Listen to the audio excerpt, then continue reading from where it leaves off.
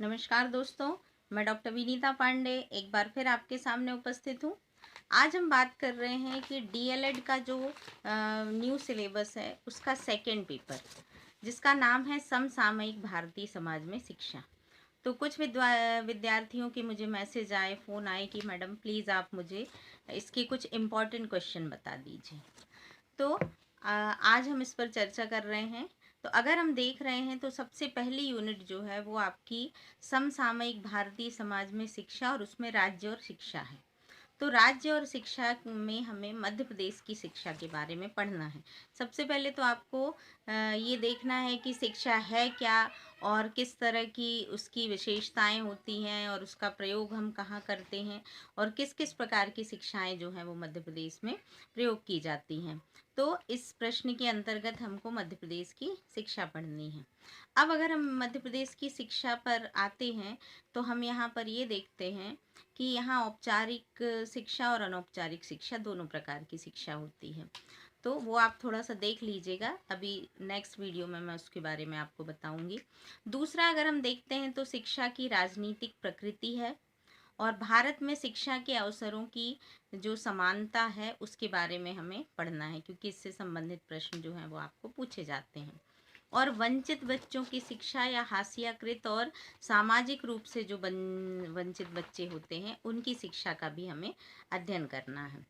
भारत में वर्ग, जाति, धर्म, परिवार और राजनीति के विशेष संदर्भ में हमें ये देखना है कि भारत में कितने प्रकार के वर्ग हैं, जिसमें आप इसमें पिछड़े वर्ग की शिक्षा को भी पढ़ते हैं, अनुसूचित जाति जनजातियों की शिक्षा को पढ़ते हैं, धर्म से शिक्षा को, परिवार से शिक्षा को, इस तरह से जोड़ करके सामाजिक संरचना और शिक्षा को पढ़ना है आपको। फिर संस्कृति और शिक्षा में संस्कृति क्या है, शिक्षा क्या है, इसका संबंध पढ़ना है। और आधुनिकीकरण क्या है शिक्षा का, तो उसमें नई शिक्षा नीति को आपको पढ़ना है।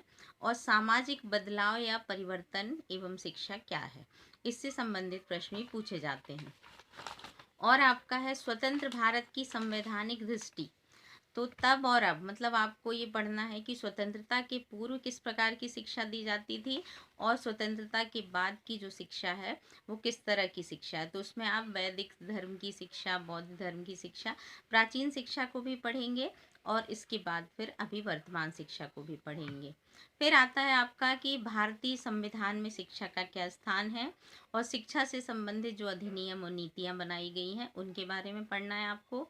शिक्षा का अधिकार अधिनियम 2009 और मध्य प्रदेश का जो नियम है 2011, ये देखना है आपको।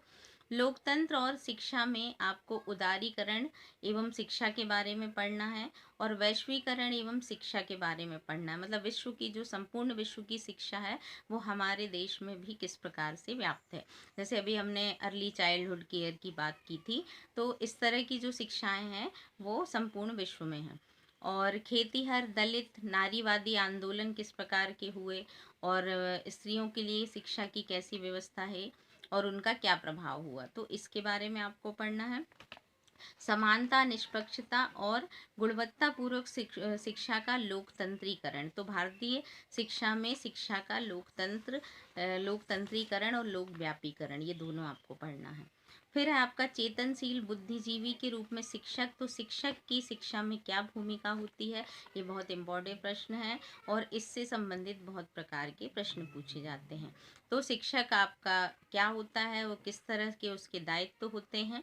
फिर है आपका शिक्षक और नैतिकता।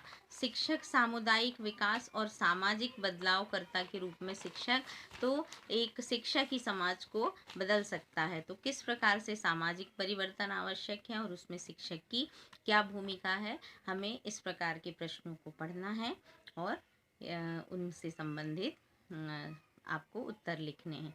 आशा है कि आप इन से संबंधित प्रश्नों को पढ़ेंगे और इनके उत्तर जरूर लिखेंगे।